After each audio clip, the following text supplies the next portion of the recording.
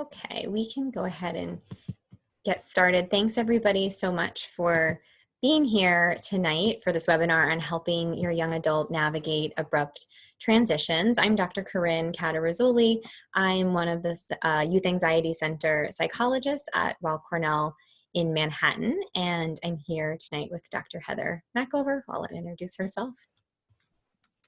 Hi, I'm Heather Mackover. I'm a psychologist at the Columbia New York-Presbyterian campus, also with the Youth Anxiety Center. And we're excited to be speaking about this topic tonight. So just a couple of items before we get started.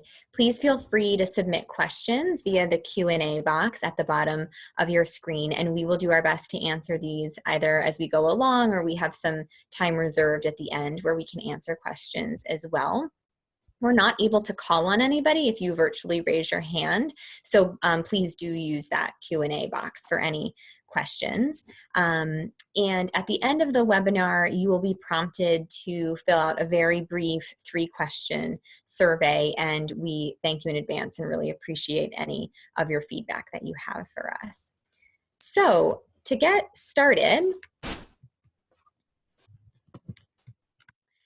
we are going to start just by highlighting some of what you want to know. We had a bunch of pre-submitted questions that we're going to make sure we address as we go along tonight, and can talk more about at the end as well. So some of the topics that people were interested in learning about were how to help their young adults deal with disappointment, how to prepare for the potential of ongoing remote learning, what are some of the best ways to talk to young adults about these topics, how parents can manage their own anxiety and fear, how parents can resist the urge to jump in and be their young adult safety net. We had some questions about transitions, so helping young adults who have been away at college or on their own, living independently, and are now back at home, how to manage that big change, and some questions as well on coping with death and loss, which are quite pervasive right now. So we're going to be mentioning these and talking about all of these topics as we go through. But again, please submit any other questions that come up as we're talking, and we will do our best to address them. So I'm going to hand it over to Dr. Mackover to get us started.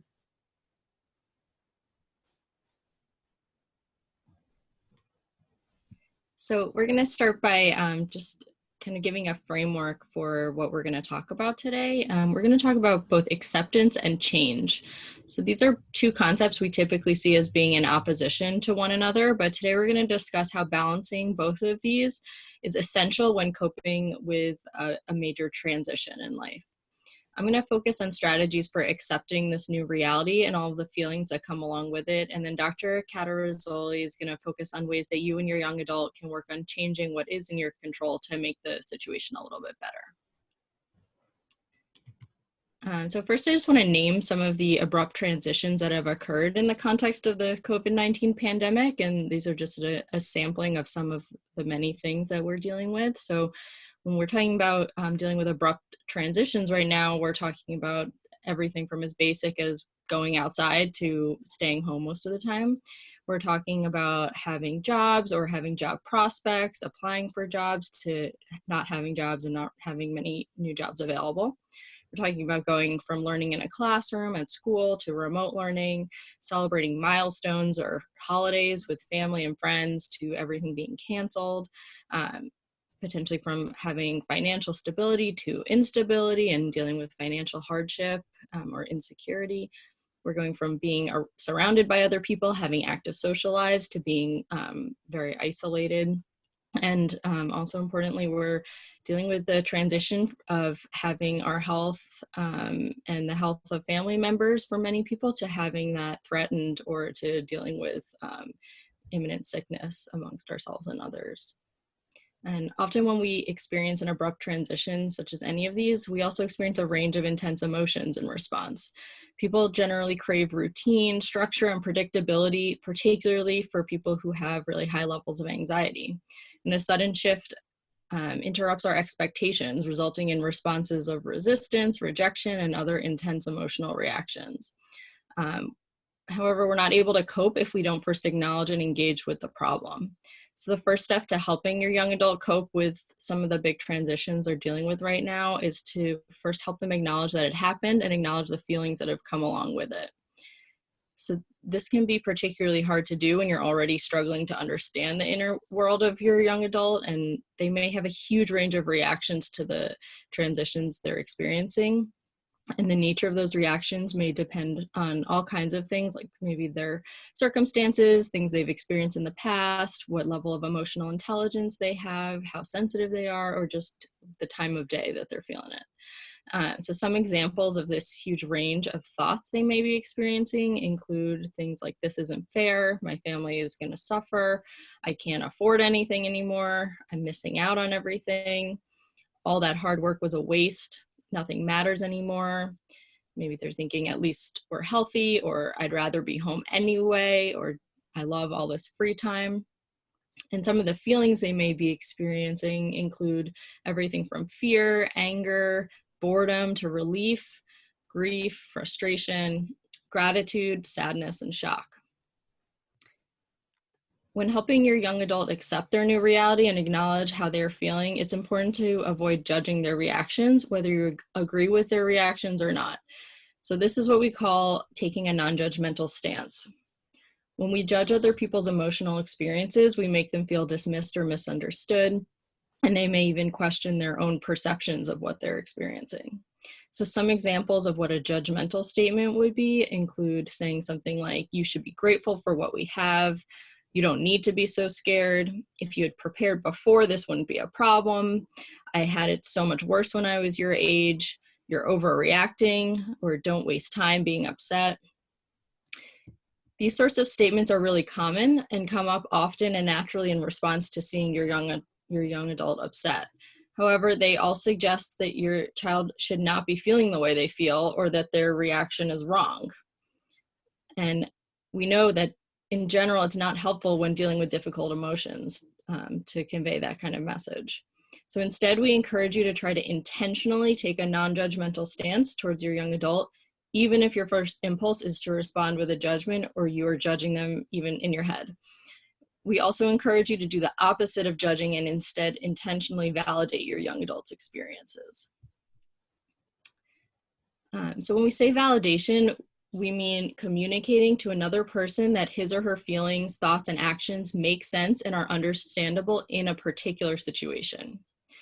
So keep in mind, this does not mean you agree with how the person feels or that you like that they feel that way. So why bother making a point to go out of your way and validate somebody? When you do this, it actually serves to increase people's feelings of being understood. It increases their trust in their own judgment. It increases your communication with them, and it creates a space for change. It also serves to decrease feelings of shame, defensiveness, self-judgment, and isolation. So I'm going to talk through some concrete ways that you can actively validate how your child is feeling. And these methods may help to facilitate a conversation with your young adult and open the door for processing things together. I'm going to demonstrate each method of validation using an example. And that example is going to be speaking with a young adult who's upset about not getting to spend the summer working or hanging out with their friends, given the current situation. So the first method I'm going to talk about is just paying attention.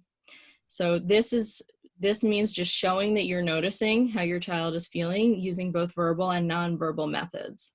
You can do this by simply looking interested when your child talks, sitting down next to them, putting your phone away, and listening. And those nonverbal cues really go a long way.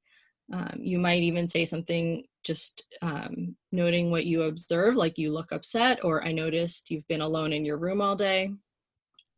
The next method is reflect back. So this is really showing that you heard what they said. This can be as simple as repeating back what they said in just using different words. So in the current example, you may say, I hear you saying you're upset that you can't spend the summer earning money and hanging out with friends at the pool. The next method is called mind reading. So this is particularly a useful one for young adults who are hard to even just engage in a conversation in the first place. So this is the act of trying to guess what the other person is experiencing, trying to really put yourself in their shoes and to kind of commiserate almost with what they might be feeling in the moment. So an example would be saying something like, I would guess you're feeling frustrated that you don't get the relaxing summer you dreamed of after such a stressful school year. Is that right? Another method is understanding the causes of how they're feeling. So this is acknowledging what might be contributing to their current mood, such as in this example saying, I bet this week is hard because you would normally be starting all of your job applications for summer. Or saying something like, you were hoping this was going to be the best summer yet, especially after the difficult summer you had last year. Another method is just acknowledging the facts and what's true in the situation. State the facts that are likely contributing to the current feelings. So in this example, that would be saying something like, it's true, you most likely won't be getting to see your friends that much this summer, and it will be harder to pay for social events next year without the money you usually make at your summer job. And finally, the last method, and I think the most important one, is what we call showing equality. So recognizing to the other person that you are equally vulnerable to these feelings, or that anyone may feel this way if they were in the same situation. This might include saying something like, I'm struggling with similar thoughts to you, or if I had been in your situation after my last year of high school, I would have been so frustrated. Another skill that you and your young adult can use to cope with the current situation is what we call radical acceptance.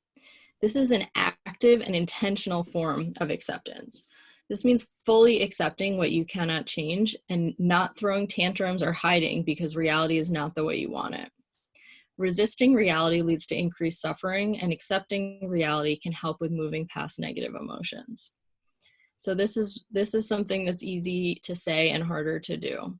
So how do you actually do this? Well, the first step is noticing that you're not accepting reality. So signs of this might include feeling really angry, sad, bitter, being in denial, avoiding the topic entirely. And once you've noticed that you're not accepting reality, you can then make a commitment to accept. Really importantly, this doesn't mean you're giving up. It doesn't mean you're approving of the reality you have to deal with, or that you're accepting that things will never change. You may be disappointed and hate what's happening, and you can still decide you're going to accept it anyway. Now, the third step is making this choice again and again. So you don't just accept it once and then you're good to go. This is going all in every time it's hard and recommitting to accepting the reality you're dealing with. So feelings that come up that might make it hard to keep that commitment are feelings like rage, grief, and shame. They kind of keep bringing you back to it, and you have to make that decision again. Some other strategies for making this commitment and taking this stance of radical acceptance are reminding yourself of the causes of the reality and the history that led to being in this moment, practicing being mindfully aware of the present, even if it's painful to sit with, noticing that you're physically resisting engaging with the situation and noticing what actions you're avoiding, engaging in relaxation to cope with the pain of the situation, and using positive self-talk to be your own cheerleader through the difficult situation. Okay, thanks, Dr. Mackover. I'm going to shift now and start talking more about some of the change-based strategies for the things that we can problem solve and the things that are in our control. So the first concept that I want to talk about is called cognitive flexibility. And what this means is the ability to switch between two different concepts or simultaneously hold two different perspectives in your mind at the same time. And the reason that this is really relevant now during the COVID pandemic is because stress and anxiety makes our thinking more rigid. So we have a harder time being flexible in the way that we see things.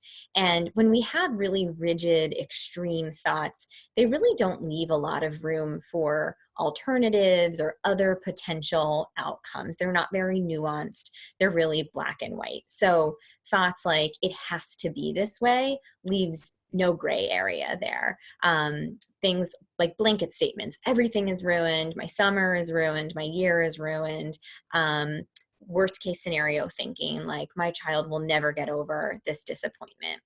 The problem with these inflexible and rigid thoughts is that they create a lot of negative emotion and they worsen our anxiety, they worsen our stress. They leave us feeling really out of control. So the skills that we use to try to instead foster a more flexible mindset are first just naming it. So identifying and calling it out. This is an anxious thought, or this is a worst case scenario thought, or I even like that's my anxiety talking. So first just identifying and labeling it. And then the next skill here is really looking for the evidence for these thoughts and weighing how accurate and how realistic they are. So when we're stressed, we tend to be guided by our emotion rather than by the facts and what's rational or logical. So evidence finding or sort of putting on our detective hat involves weighing what's my evidence for this thought or this belief and what's my evidence against. So ask yourself, how accurate really is this thought? Is it really true that there is no alternative to this outcome? And also asking yourself, how helpful is this thought? How is it really serving me as a test? And if the thought doesn't pass those two tests, that's a sign that it's probably an inflexible, rigid, catastrophic thought that we need to work on. And then the last step here is to change these thoughts. So to try to generate more neutral, more balanced, not necessarily positive, because we might not be feeling so positively about these stressors, but just less extreme versions of those worry or those catastrophic thoughts. And we call those coping thoughts. So we want to replace these really unhelpful, rigid thoughts with things like, okay, there's a couple of different options here that I can think about, or this isn't ideal, but we can still make this day or this graduation special. My child might be disappointed, but they will recover. So it helps to keep things in perspective that way. And these kind of thoughts will help you to feel more calm and more in control rather than these extreme thoughts. So there was a parent who asked about how do I manage my own anxiety in this situation, or how do I manage my own fear? And I like this trick called the 3 C's, which is catch the thought, check the thought, change the thought. These steps that we just talked about: catch and label that anxious thought, check it and look for the evidence, and then change it and develop a coping thought that's more realistic and more balanced.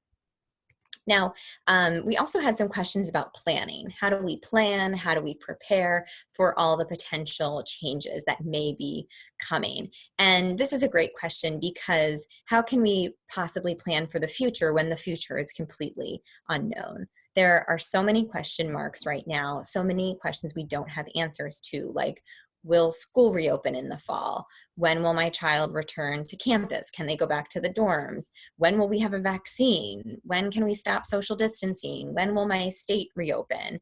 And the truth is, we really don't have clear answers or information for a lot of these situations. But we do want to try to consider some semblance of a plan to be somewhat prepared for what could come. So strategizing, doing some preparation to a certain degree can be helpful to ready yourself for changes that may come. And it's helpful to, in advance, consider the possibility that you might need to change course and pivot from your original intentions or your original plans onto a plan B. And it's good to think in advance, because we make better decisions when we're calm. When we have time to consider our options, to consider different possibilities, we tend to, again, function out of a place of logic rather than emotion. So I think a good example of this is, I don't know if anybody had a panic grocery shopping trip when the shutdown was being announced, but I know that a lot of my decision making in the grocery store was not super logical, and I ended up with a lot of very random items that didn't make sense. And that's because when we're panicked, we don't do a lot of great thinking. So we, as much as possible about big decisions, want to have considered that we might have to go with an alternate path. So being flexible and being able to pivot and have some sort of action plan is helpful. However, plan B is good. We don't want to get to the point of thinking about plan C, D, E, F, G, all the way down to plan Z. That's when our planning tends to get excessive and actually really takes more on a form of worry and rumination, because we don't have enough information to truly guide all the way down to plan Z. And while we don't want to put our head in the sand and ignore that some of these changes might be on the horizon, we also don't want to over ruminate and worry about some of it too. So I'll touch on that as well. We want our plan B, but we need to also acknowledge that there is a lot that's uncertain right now, and a lot of information is unknown, and we have to sort of tolerate that and sit with that uncomfortable feeling of just not knowing. So I think a lot of us find ourselves thinking months and maybe even years down the line and trying to plan at this point, even though we don't have good information to guide those decisions. So a strategy I like to think about is, instead of telling yourself, don't worry about that or don't think about that, which doesn't really tend to work to manage our worries, try to just instead contain it. So think, what do I need to worry about today? Or what do I need to think or plan about for this week, just to get through this week? Or at the most this month, what do I need to plan for or to think about this month? And just trying to keep it into those blocks, and rather than going months and months or even years down the line. So think about containment as the goal. We want to try to avoid anticipating too much about what's going to happen a long way down the road and guess and ruminate about that. The other thing to be cautious about is being wary of worry that is disguised as problem solving. So like we said, problem solving is good, strategizing is good and helpful, but sometimes our worry tends to take on the guise of problem solving. Maybe we think about something a million different ways or play scenarios out in our head a bunch of times. And the key to distinguishing, am I worrying or am I planning, is to think about, am I doing something that's actionable right now? Because planning and strategizing tends to take the form of behavior. You are ordering supplies or calling an airline or speaking to family about childcare or travel plans, rather than just thinking about something, chewing something over in your mind mentally over and over again, or even talking about it again and again and again, but not actually doing something about it. Sometimes worry takes the form of what we call reassurance seeking, where you ask somebody a question or discuss it or seek to have them tell you that things will be okay over and over and over again, which tends to be more non-productive and actually maintain and keep our anxiety and our stress going. So that's another distinction to be aware of. So when we can do problem solving, when there are situations that are in our control that we want to prepare for, we have some tips on ways that we can do this effectively with your young adults. So some examples of this might be things like, my young adult had an internship this summer that now isn't going to happen. How is he going to spend his summer? Or we had this big family vacation plan that is canceled. What can we do instead? Or this one is coming up, a lot of young adults who want to now see friends or hang out with people or peers, and parents aren't comfortable with this or are worried about not socially distancing it appropriately. So the first step here is to discuss this collaboratively with your young adult and brainstorm solutions all together. Make a big long list. And at this point, we don't want to judge any of these potential solutions that they propose as good or bad, even if what they suggest sounds totally bonkers to you and you think it's the stupidest idea ever. We want to really reserve that judgment and not dismiss their contribution to the problem solving. like Dr. Mackover said, if we judge what they contribute, that will probably make them feel invalidated. Maybe they'll get defensive or just totally disengage. So saying, yeah, sure, that's a possibility, even if inside you're cringing a little bit, just to keep it on the table at this point. So you have your big long list of potential solutions, and then you work together to weigh the pros and the cons of each one. So maybe a potential solution is you can have a friend over here, and I as a parent will feel more comfortable knowing what you're doing is safe. Pros of that is you get to see your friend. Cons of that is you don't have as much privacy, or our apartment is small and there's not a lot of space to hang out. But these are the kind of things that you can weigh and really hear their perspective on. So once you've weighed the pros and the cons, you can come together to think about what solution optimizes these, acknowledging the whole time that there really is no perfect answer here, and we are doing our best to compromise and come up with a solution that everybody is somewhat happy with.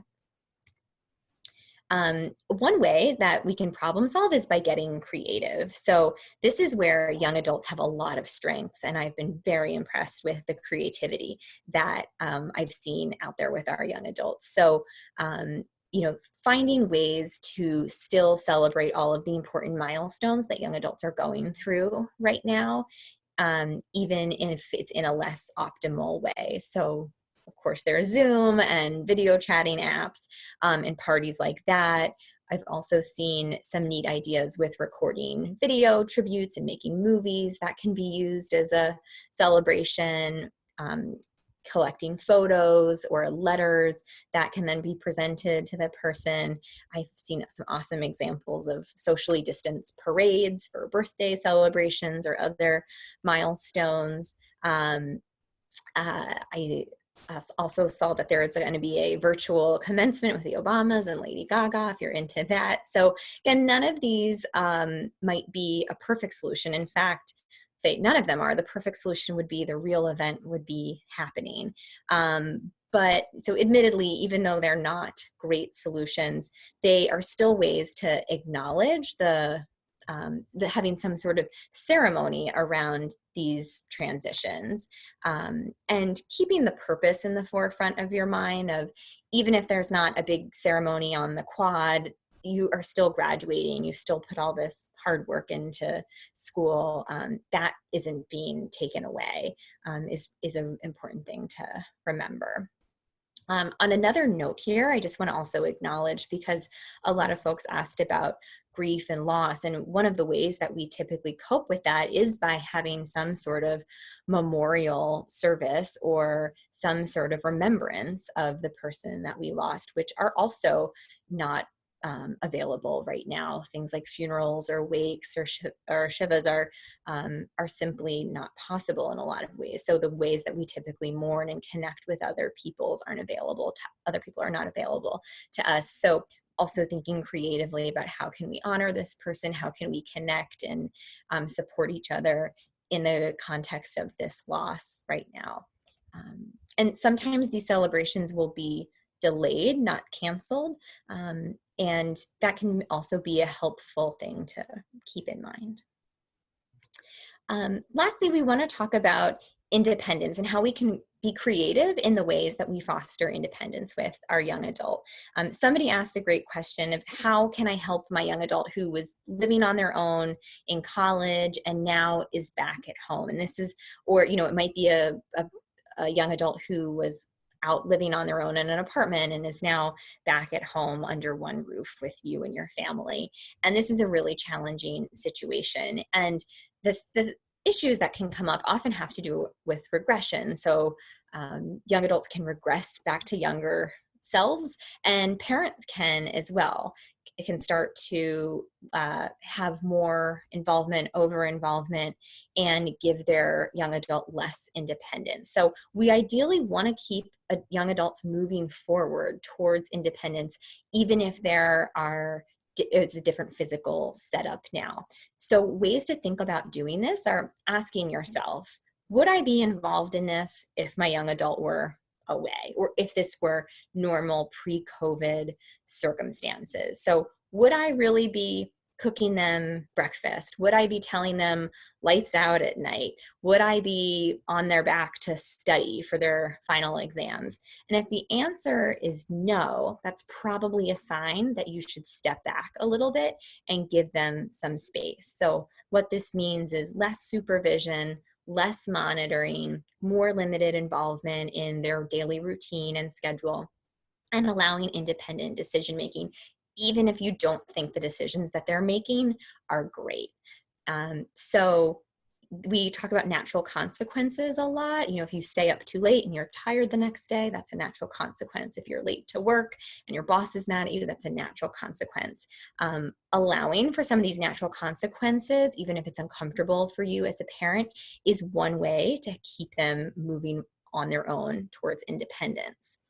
So this also gets at the great question somebody asked about, how do I resist the urge to jump in and be my young adult safety net or be their lifeline? And I love this question because it is every parent's natural inclination to want to save their child from any pain or any distress or any disappointment, and that's completely understandable and valid.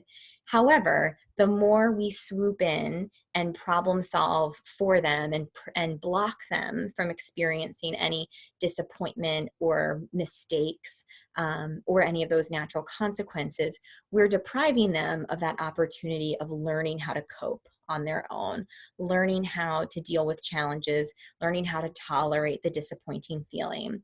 And we want them to learn these lessons on a developmentally appropriate level. So when we have a young child, they experience disappointment too, and that's okay. For them, it might be, I didn't get the birthday present that I want, or I didn't get chosen for the talent show.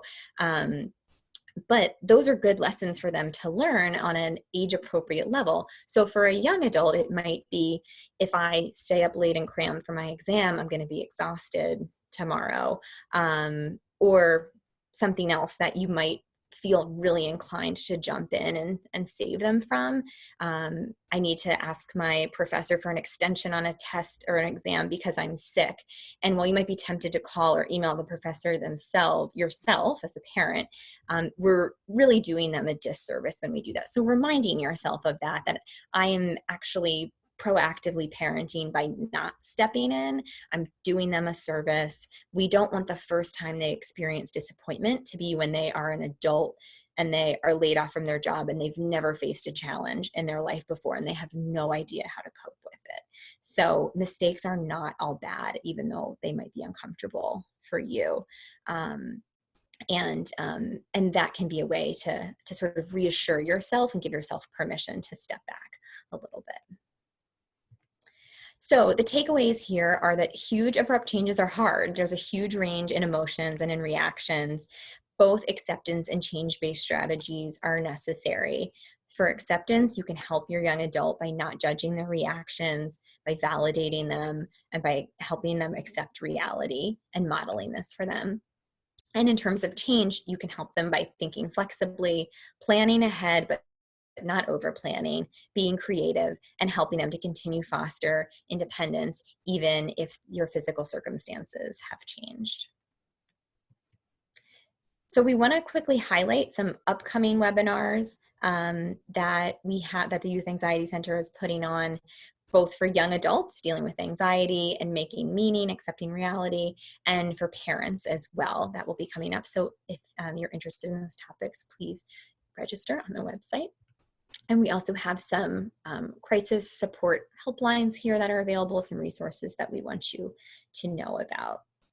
And lastly, we have some time for question and answer. So please feel free to submit via the Q&A box at the bottom if there are any questions that you would like input on or that we have not addressed. And even if you'd like to just talk more about any of the questions that were previously submitted and want to hear some more in depth or have a follow-up question, we're happy to answer those as well.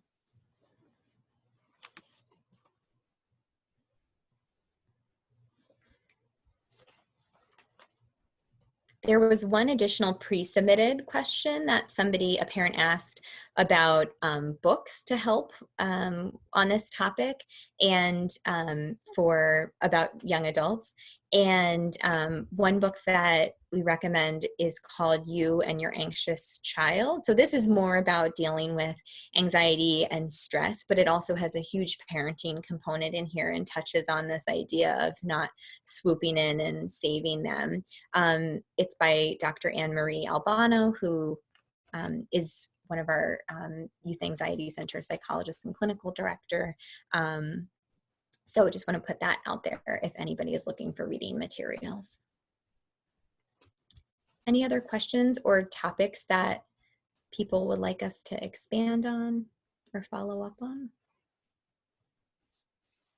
I see we have one question that just came in that it says, how do you deal with the total lack of communication with your young adult? Which is a great question. That's a great question. And I think that's a really common experience that parents feel totally shut out. And teens or young adults right now, it might be common for them to isolate. I know a lot of parents have been telling me that their young adults are staying in their room, are not communicating with them at all. And this is one area where I think getting creative can be helpful. So it might be a quick check-in, even via text, to see how they're doing, or opening up the conversation in some way if there's a specific topic that you're wanting to talk about. I think another important thing to remember here is to not take it personally, because it can feel really hurtful when you're shut out from your young adult's life. And remembering that part of this is what I'll call developmentally appropriate. It's common for young adults to want more involvement from friends and peers than they do from their parents. So try not to personalize it or think that you necessarily did anything wrong, because that's not necessarily likely the case. And remembering that some of this is maybe transient and will pass. Dr. Mackover, do you have anything to add to that? Yeah, just one other thing I want to mention about that is also just thinking creatively about ways of making space, or even just sharing your own experience, even if your young adult's not going to share their, have a response, or even be able to, not that you're looking for them to comfort you, but just even to identify some of your own struggles and difficult feelings in the moment. And that might help people feel less alone and maybe more open. The other suggestion I have is just really being mindful of all of the nonverbal ways you can make yourself available. I think we often lose track of how much we're busy moving around, even now, just having things being scheduled, doing things on our computers, we're sucked into our screens, and even just taking the time where you're not, you don't have your phone in your hand and you're just kind of being there and available might also send a message that you can be there. If there's someone in your young adult's life who they do connect with, even if it's not you, like a different family member, an aunt or uncle, or a friend of yours that they know, maybe encouraging them also to just have any kind of contact or connection with that person, so that at least there's somebody they might be able to confide in, even if they can't have that be you at the moment. We had another question that somebody asked: how do you deal with the lack of motivation, especially with school? This is the end of the year, there's no exam, nothing matters. Why should we keep working? This is also a great question. And I think something that a lot of young adults are experiencing now, this sort of apathy feeling, this lack of motivation, lack of sort of deadlines are being held to something. I know a lot of schools have gone pass fail now, and so they aren't getting letter grades, and all of that can really diminish motivation. And on the parent side of things, it can be really frustrating to watch.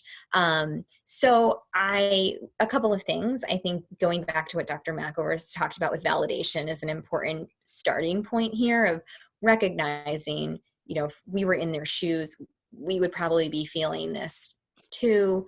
It's sort of like that senioritis feeling, but maybe they're not a senior. Just acknowledging, like, I get it. There is nothing holding you to needing to do this assignment right now. And it makes sense that you are feeling totally not interested in this. So starting there and thinking if there is a grain of motivation in there at some point, but is there some way that this matters to them, whether it's a relationship with a professor or some piece that is a carrot to motivate them and to get them into action. If they're beyond the point, I know some schools have now ended and classes are no longer in session. And if they're just feeling sort of blah and like, I've got nothing to do with my day, then I would move more towards helping them to structure their time in a gentle, non-forceful way. So trying to have them maintain some routine, even if that just means getting up, changing clothes, taking a shower, and eating 3 meals a day versus staying on the couch and watching Netflix all day. Dr. Mack, do you have anything to add to that? Yeah, I think it's like you said, figuring out what is the piece that they can hold on to, and maybe because it's really hard for young adults to look far into the future and kind of see how the pieces connect. So maybe thinking about what they want for themselves in life and connecting, how does this test actually relate to where you want to go to college or what kind of job you want to have, or being independent and getting out of our house. Like how can you tie these pieces together and show that they connect? And I think also is just part of it is just accepting they might do less work this semester than ever before. And, if you try the best that you can, and at some point it's also just about the natural consequences, right? And also we know schools are being more lenient because they're recognizing this is an unprecedented situation where it's just incredibly hard. And that might be for you just an acceptance piece of I've tried every strategy. I can't get this kid to do these last assignments, and I just have to let it be what it is. Mm-hmm. I would also say managing any catastrophic thoughts that you're having of, oh my gosh, they are going to fail out of college if they do this, or they can't going down this path because they'll never get back on track next year, and really trying to keep those in check and remember, like Dr. Mackover said, that this is a special time. What they're doing now is not necessarily indicative of how they will behave or act in the future. Somebody suggested maybe taking summer courses is a good idea. And I totally agree. Any way to build structure into their life over the summer, which is an already unstructured time, can be helpful just to have some purpose for them. Especially if it's something that is fun and interesting and that they're passionate about, even better. And the motivation might be not having to take a summer course. So yeah, that consequence. Mm-hmm. I see we have another question about a 17-year-old who's supposed to be a CIT at camp this summer, may not happen, and you're anticipating having to talk about other options, but he might not even be able to come up with any and will be resistant to what you suggest as a parent. I think that's a great point. We can all kind of envision how common that situation is. And I think first, leaving it open, like what are some things that you might want to do instead, trying to think creatively, perhaps giving some suggestions or just modeling for them how you're thinking about your summer. So here's what I'm going to do instead of like going to the beach like I was planning to do.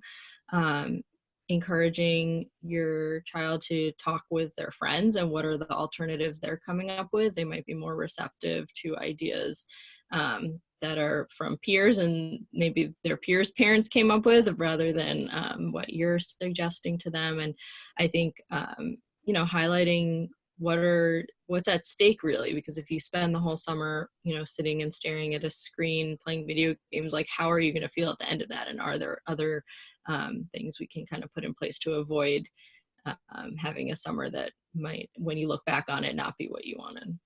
Mm-hmm.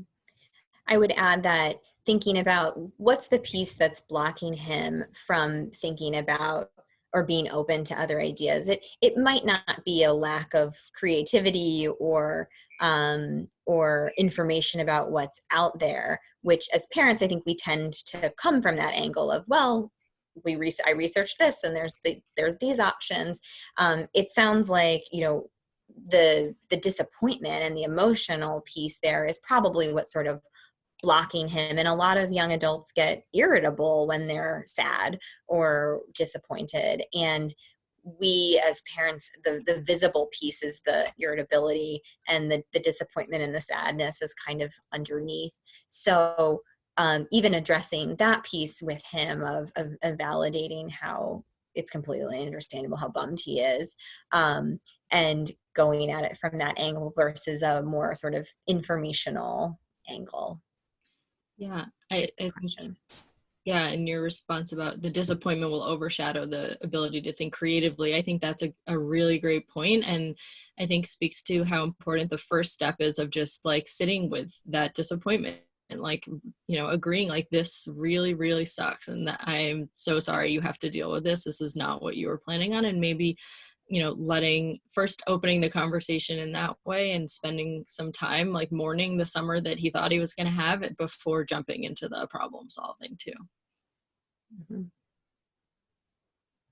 I think as adults, we tend to have more of a long-term zoomed out perspective, and we're more easily able to say, okay, this is awful, but it's one summer in my whole life, and in the grand scheme of things, it's going to be okay. But the scope is so much more narrow when you're a young adult or a young person, and so it's understandable that sort of grief or disappointment can really overshadow any more sort of logical, rational thinking. Other questions? These are all wonderful questions.